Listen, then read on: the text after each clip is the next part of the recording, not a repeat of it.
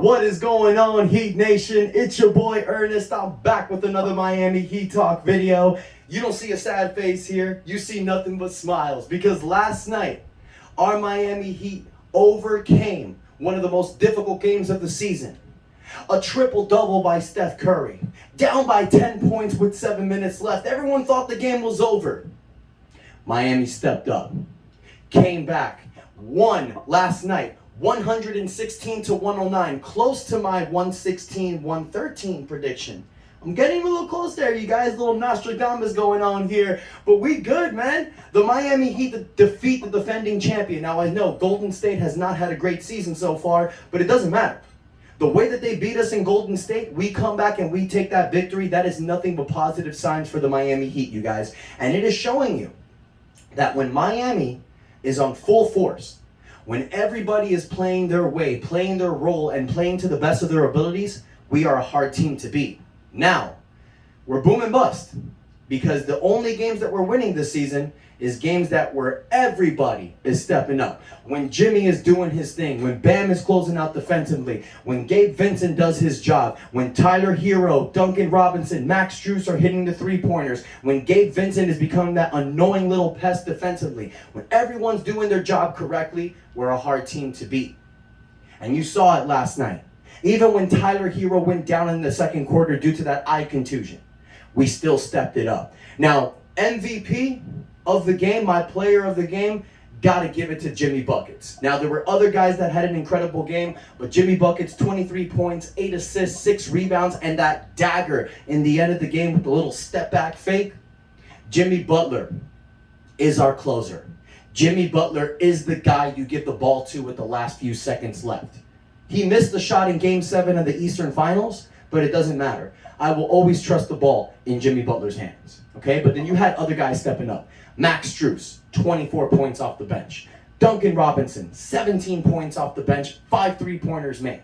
When Duncan and Max Strus are on fire like that, it's hard to stop us, you guys. All right? Then you got Bam Adebayo, 19 points, 7 rebounds, 6 assists. My man Kyle Lowry hits 13 points, 9 assists, 5 rebounds. So everybody was on point last night, you guys. Golden State, they're rocky this year, but it don't matter. The Miami Heat proved to everyone that when they're on fire, when they're hot, they're one of the toughest teams to beat. Now, I know that's an obvious statement, you guys, but our team, we've been lacking this year on the two things that we were the most dominant last year with.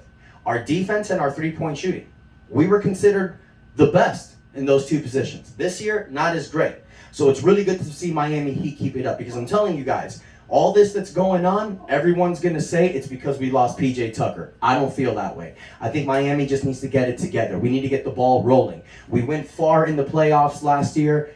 The heartbreak of the Eastern Finals, I still think it's catching up with these guys. Not sure, but that's what it looks like to me, okay? But tonight, we got Sacramento, back-to-back. These are two teams we lost to last week. So we need to get that victory tonight. Now, De'Aaron Fox isn't playing. He injured his knee last night, so he won't be in this game. So there's no excuses. Miami Heat should dominate this game. I'm expecting a blowout victory, 120 to 103, I would say. There's no reason why this should be a close game. Now, in a game like this, you definitely want to give Tyler Hero the night off because of the injury he suffered last night. So I don't think he'll be playing tonight. But in his place, Max Strus should start. And you guys, I think we need to have a conversation about this starting shooting guard position because even though Tyler Hero's doing his thing, he dropped 34 the other night against Sacramento, he's scoring like a beast. I'm not liking Tyler Hero in the starting unit because it's one ball to go around to too many players. Kyle Lowry's ball dominant. Jimmy Butler's ball dominant. Bam Adebayo, he likes to be ball dominant at times. Tyler Hero also likes the ball in his hands. But the reason why Tyler Hero is perfect to come off the bench is because he's the leader of the second unit. I see Tyler Hero like another Manu Ginobili. As you guys know, in San Antonio, you had Tim Duncan, Manu Ginobili, and Tony Parker as their big three. But Manu Ginobili came off the bench, but he closed out games.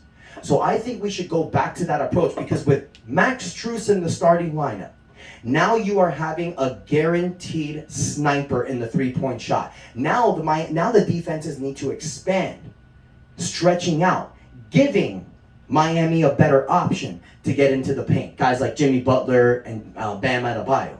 But if you have Tyler Hero out there, now yeah, he's a good three-point shooter, but he's not Max Strus. He's not Duncan Robinson. He's not a specialist. You have those guys out there in the starting unit, you need to stretch the defense out more. That's my opinion. I think we should go back to the starting unit we had last year with Max Strus starting in the shooting guard and Tyler Hero coming off the bench. Max Strus is showing everyone that no matter where he comes, if it's starting or on the bench, he will provide firepower, no matter where it is. And defensively, he's better than Tyler Hero, you guys. I think it's better to have Max Strus out there, especially in the beginning of the games, because what Tyler lacks in defense, Max brings it up. And the beginning of the game is where it's, it can go any way. You can start the game down by 10. And then you're bringing in these guys to try to make up for it. I think it's better to have Tyler Hero come off the bench, because if you're struggling, he'll come in and provide firepower. And playing against the second unit, it doesn't really hurt him with his lack of defense. I think it's much better to have Tyler come off the bench. What say you? Another thing that I want to talk about, you guys, freaking ESPN. I don't know who saw this yesterday, but Brian Windhorst yesterday had a 7.5-minute video about, guess who? Us. One of the first profiles ESPN have ever done of the Miami Heat. It was in his podcast, but they posted the video all over YouTube, just bashing the Miami Heat, talking about how bad we're playing this year, how not together we are, how unfocused we are, and how this is not the Miami Heat team we've seen before. Funny that ESPN all season last year didn't want to bring us up when we were first seed, but the moment we fall down to the bottom, all they want to do is talk about our struggles. ESPN, you can kiss the fattest part of my ass. That's just a fact. None of you guys know what the hell you're talking about. And the fact that you want to throw shade on the Miami Heat when we're just getting our feet together, read between the lines, guys. So tonight, I am excited. I am predicting a Miami Heat victory. Miami will blow out Sacramento. We will finish 4-5, and that's it. Ain't nobody got any bullshit to talk anymore. Sorry for the language, you guys, but it upsets me how ESPN does us sometimes. They dirty as hell. So I want to hear from you guys. Let me know what you think. Do you think it's a good idea to start Max Strus from here on out? Do you think that ESPN are just morons? And what is your prediction for the game tonight? How much you think Miami's going to win by? Let me know in the comments, you guys. Don't forget to like this video if you've enjoyed it. And most importantly, you guys, hit that subscribe button and help your boy out. We're going to go 4-5 today. I believe it. And if you don't like that, well then tough. Because we're a 3-time NBA champion. And that's enough said. See you guys next time.